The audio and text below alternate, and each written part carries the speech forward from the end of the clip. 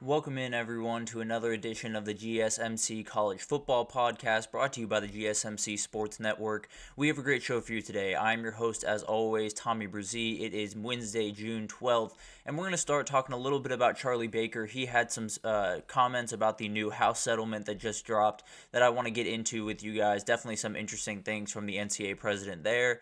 Then we'll get into Jim Harbaugh and Sherrone Moore. It sounds like Jim Harbaugh had a very, very strong promise to Sherrone Moore sometime in the last 2 years when he was talking about the head coaching job at Michigan. So I want to break that down, how it kind of adds to what Sherrone Moore is dealing with this upcoming year. Then we'll get into the Big 12. We've been doing the SEC and the Big 10 the last couple of days. We'll get into Big 12 win totals. We'll also get into Big 12 Cinderellas throughout the show. And then at the very end, we will get into Wednesday What Ifs, kind of a new segment around here where we'll break down what ifs from the past, the present, the future for college football, and what it would mean for college football. So definitely a fun segment there. Definitely stick around for that. But before we jump in, I do want to remind you all we get tons of questions and comments throughout the show, and the best way for you all to get your question on the screen, we can have a fun back and forth here, is to use the tip and donation link at the bottom of the screen, gsmcpodcast.net. It's a huge help not only to us here at the network, but to you all. You get to kind of have a fun, interactive experience here, and I think that's always good for the both of us. But let's jump right in, and let's start talking about Charlie Baker. The NCAA president finally had spoken publicly about the House settlement that went over probably about a month, maybe 3 weeks ago. So it's been a crazy couple of weeks. It's definitely been a lot to kind of wrap your head around and get to a place where you fully understand everything. And I think the people that even passed it don't fully understand what they, have fully done here, because there are some consequences that will come down the road. But it sounds like when Charlie Baker was officially announced as the NCAA president in December of 2022, he was asked very clearly, just do something. The current state of college sports is not in the place that it needs to be, and we got to move forward somehow. And he did exactly that. I think the House settlement obviously is a huge step forward. In my opinion, it's probably the biggest thing that's happened in the last 20, 25 years, maybe in the history of college sports, just because it totally changes the way that we look at it. It totally changes the way that it operates, the pay structure for the athletes, everything in between is totally different now because of this settlement. And it seems like something that Charlie Baker is really proud of. Obviously, you wanted to get some of those court cases off your desk, although I don't necessarily think it saves them too much in the future, but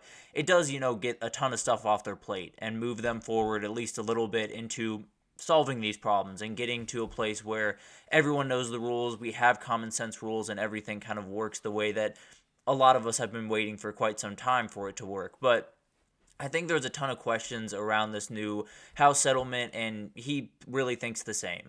He was very, very open about the idea that there are some huge hurdles ahead of them with Title IX, with how this pay structure is going to be split up. Obviously, there is a huge leaning to college football, to college basketball, but there are tons of other sports that need to be funded in some way or the other. So it'll be fascinating to watch how that kind of unfolds. I don't know how it's going to be applied. It sounds like Title IX might not be applied in this scenario, which would not be very good for some different sports out there. But it'll be very interesting to see what happens. It'll be fascinating to see if, it's more scholarships going towards the smaller sports, if it's, some NIL money being pushed in that direction, whatever that looks like. You got to bridge that gap somehow, likely. So it'll be really interesting to see how that goes. It'll be fascinating to see, if there's anything that kind of comes of that. One of the big thing that we've talked about a lot on here, and he talked about, was the employee-employer structure that people have thought about for quite some time in college sports,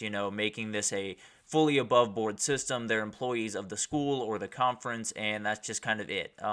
He didn't sound very enthused by that idea, and it sounds like not a lot of people are in general. In fact, one of the, I believe a bill was introduced recently, maybe yesterday actually, that would basically bar any employee-employer relationship in the NCAA happening. So it would be very interesting. There's no two ways about that. But there's a lot of stuff that needs to happen. There's, maybe collective bargaining in the future. Maybe players aren't even employees, but they still have to collectively bargain and figure out what the best way forward is for them. So there's tons of dominoes still to fall. And Baker seems to be very confident that all of this, settlement and everything is going to get approved and put through. It sounds like fall 2025 is the taking off point, I suppose, for this new kind of world that we're getting into, and it'll be really interesting to see what happens up until that point. Claudia Wilkin is the U.S. District Judge that's overseeing this, and she's overseen a ton of big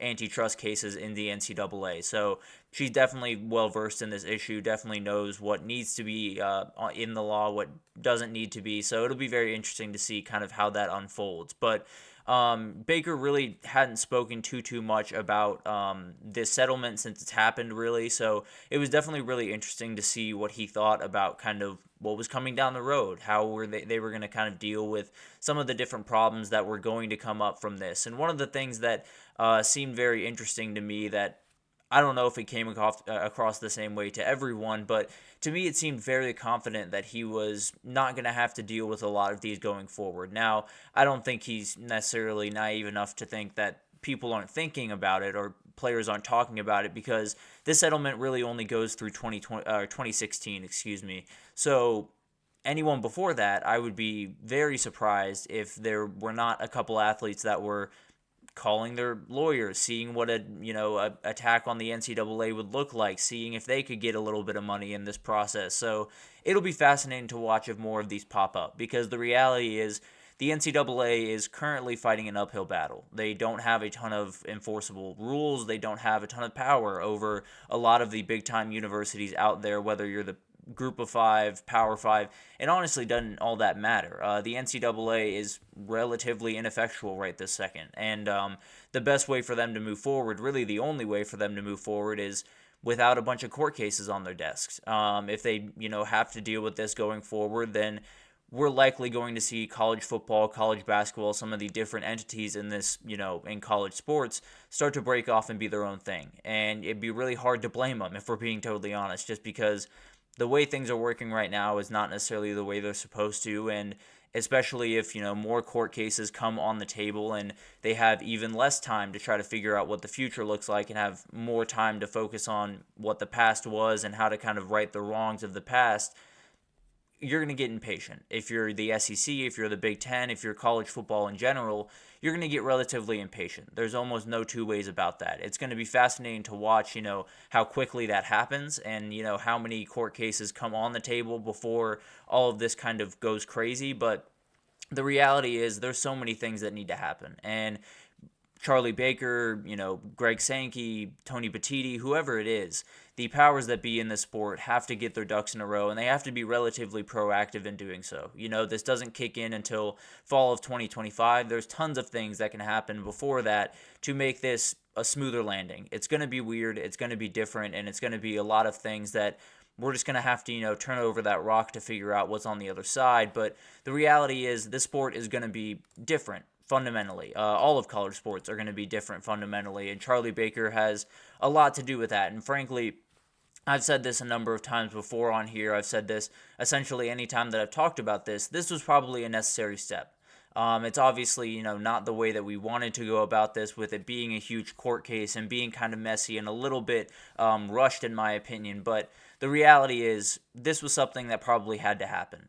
It's been far too long where college football, basketball, softball, whatever that looks like, have been kind of taken advantage of in this structure that we have in college sports, where a lot of people up top are making a lot of money, and the people that are actually doing the work, actually putting their bodies on the line every Saturday or every couple of days in college basketball, tend to be brunting the most of the effort. So I think this is a very necessary effort for the NCAA, for college football, for college basketball, for all of college sports, really. It's something that absolutely needed to happen. Now, the next couple of months are things that may need to happen, may not.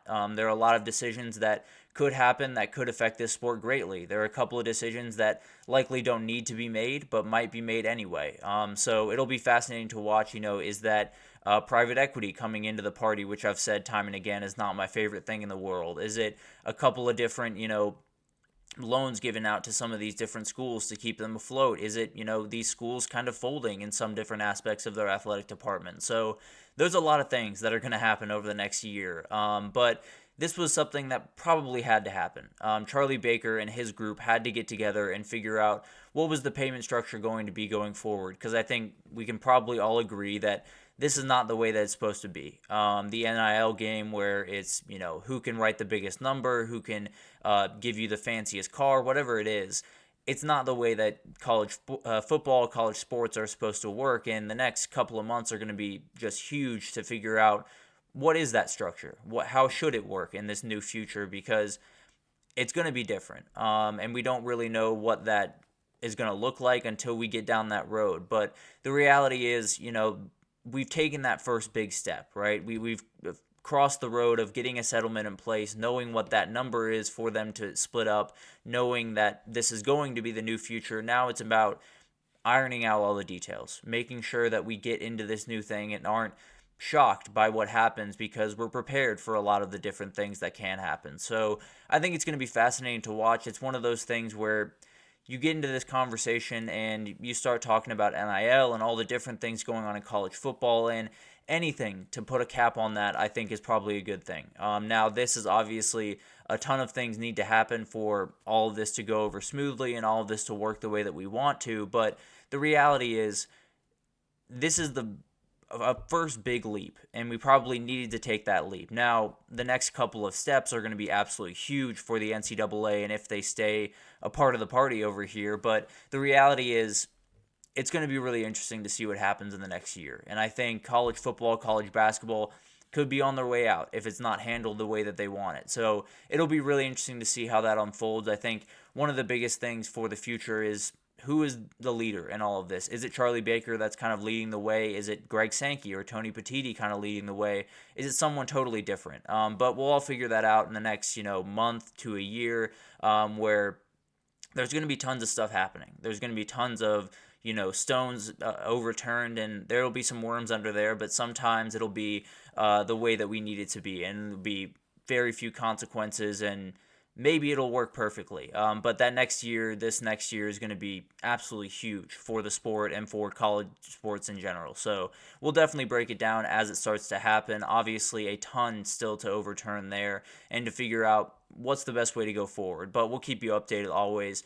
But we're going to take our first break here. When we come back, we're going to talk about Jim Harbaugh and Sharon Moore. There's a ton going on at Michigan, but it sounds like Jim Harbaugh has his full support behind Sharon Moore in more ways than we probably knew before today. But we'll break that down right after this, so stick with us.